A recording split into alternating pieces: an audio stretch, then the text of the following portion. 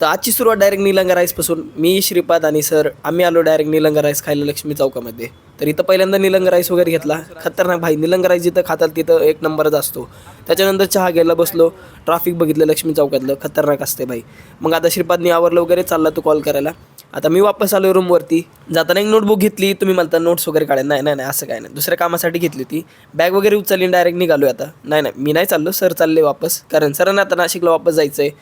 खतरनाक वाटलं सर, 3 दिवस खूप खतरनाक एक्सपिरियन्स होता सरांसोबत.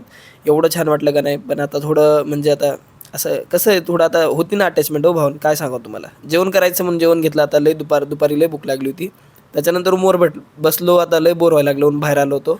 आता 2-3 दिवस सर सोबतच होते म्हणून जरा करमत होतं. पण आता ठीक आहे, बोर व्हायला लागले. चहा वगैरे प्यायला आलो. इथं घेतलं मग चहा आणि टोस्ट.